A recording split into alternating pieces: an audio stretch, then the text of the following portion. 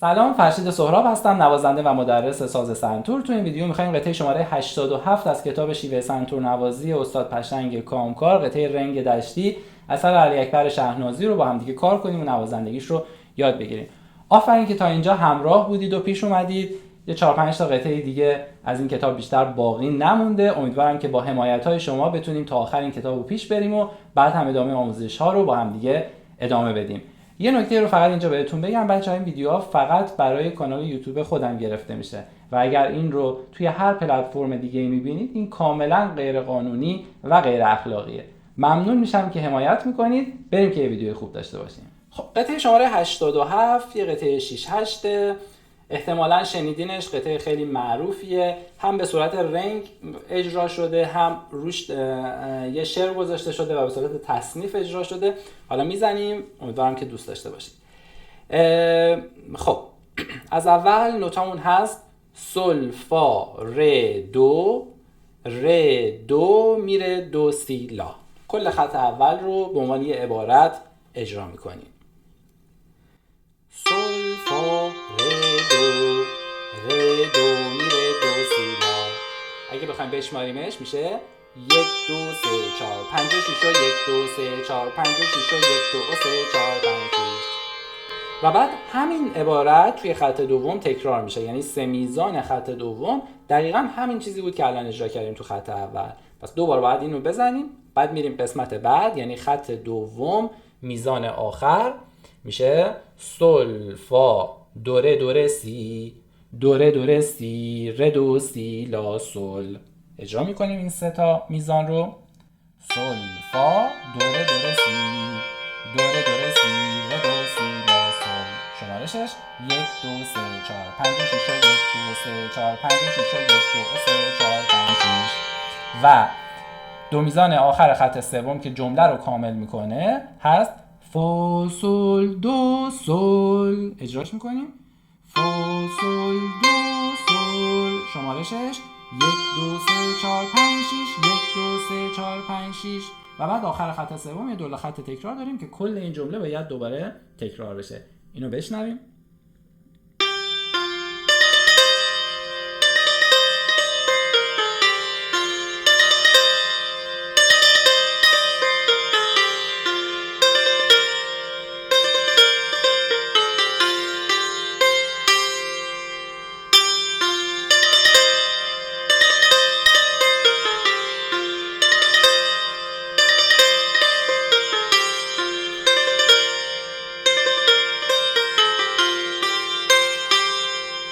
بسیار عالی. میریم سراغ خط چهارم. بچه‌ها اگر این ویدیو رو لایک نکردید لطفاً همین الان لایک کنید، کامنت بذارید، این ویدیو رو شیر بکنید، کمک بکنید که این ویدیو بیشتر دیده بشه و لطفاً حمایت بکنید که بتونیم این مسیر رو بهتر ادامه بدیم. میریم سراغ خط چهارم. نوتامون هست ر دو سی لا سی لا سل. این کل این خط چهارم که دو میزان هست یه عبارت میتونه باشه. اجراش میکنیم. ر دو سی لا سی لا سل که یه تکرار دو میزان هم داره، پس بعد اینو دو بار بزنیم. با شمارش میزنیم 1 2 3 4 5 6، 1 2 3 4 5 6، 1 2 3 4 5 6، 1 2 3 4 5 6. میریم سراغ خط بعدی، خط پنجم که یه نوت جمله میاد پایین‌تر. دو سی لا سولا سول فا. میزنیمش دو سی لا سولا سول فا. میشماریم 1 2 3 4 5 6، 1 2 3 4 5 6. و دو میزان آخر خط پنجم که جمله رو کامل میکنه هست سل لا دو سل، که مثل دو میزان آخر خط سومه، فقط اینجا به صورت جفت زده شده. نوتمون هست سل لا دو سل. شمارشش 1 2 3 4 5 6، 1 2 3 4 5 6. کل این دو خط رو اجرا میکنم با اون تکرار دو میزانش که جمله رو متوجه بشید.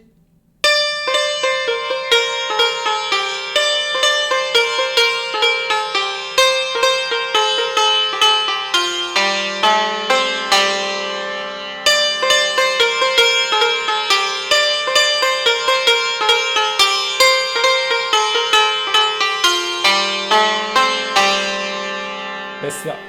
میریم سراغ خط بعد، خط ششم. نوتامون هست سل، سی، دو، ره، می، فا، می، فا، سل. به میکرون دقت کنید که باید خرک اول پشت خرک بخوره. اجراش میکنیم. سل، سی، دو، ره، می، فا، می، فا، سل. میشماریمش، دوبار اجراش میکنم با تکرار دو میزان. 1 2 3 4 5 6 1 2 3 4 5 6 1 2 3 4 5 6 1 2 3 4 5 6. خط بعد یه سل زرد میزنیم. اینجا اومده بهمون انتخاب داده 1 2 رو میتونید سکوت کنید یا اون سل زرد رو بزنید. بعد ادامهش داریم سل دو سل دو سل دو سل، که اینجا حواسمون باشه که بعد از اینکه این دوتا میزان رو اجرا کردید یه تکرار دو میزان داریم که زیرش 8 داره، یعنی باید کل این دو میزان رو بار دوم یه اکتاو بمتر بزنیم. پس بار اول پشت خرکه، بار دوم بعد رو سیمای سفید اجرا بکنیم. میزنیم این دوتا میزانو یه اکتاو بمتر، میشماریمش 1 2 3 4 5 6 1 2 3 4 5 6 1 2 3 4 5 6 1 2 3 4 5 6. بسیار عالی. قسمت بعد یه سل زرد دوباره داریم و ادامهش که میشه سل لا لا سل سل فا فا می می ره ره می دو ره. این سه تا میزان یک جمله هست که یه دولا خط تکرار داره که دوباره باید این قسمت رو تکرار کنیم. میزنیمش سل لا لا سل سل فا فا می می ره ره می دو ره. چیزی که باید توی این قسمت مواظب باشید، دوتا راست دوتا چپیه که توش داریم، یعنی دوتا فای پشت خرک دوتا چپ میخوره، دوتا می بالا خرک هشتم دوتا راست میخوره. حتما راست چپش رو رعایت بکنید که بتونید روون اجرا بکنید و الا دستا تو همدیگه گیر میکنه و نمیتونید اون حالت درستش رو اجرا کنید. پس یه بار دیگه میزنیم با شمارش 1 2 3 4 5 6 1 2 3 4 5 6 1 2 3 4 5 6 1 2 3 4 5 6 1 2 3 4 5 6 1 2 3 4 5 6.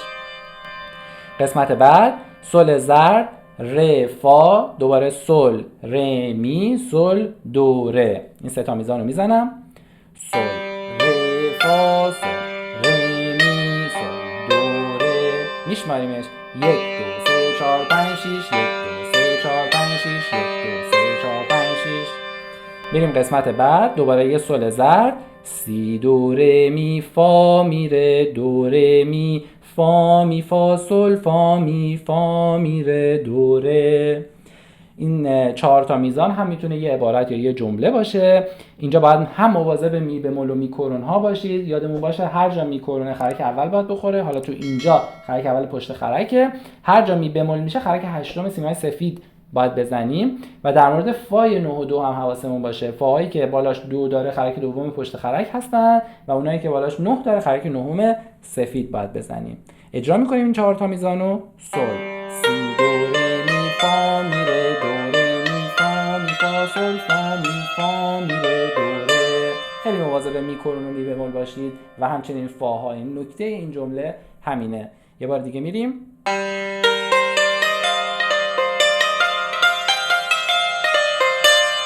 میریم سراغ جمله بعد. میزان آخر این صفحه که هست سل ره می، ادامهش میره توی صفحه بعد سل دو ره سل سی دو. این سه تا میزان رو میزنیم سل ره می سل دو ره سل سی دو.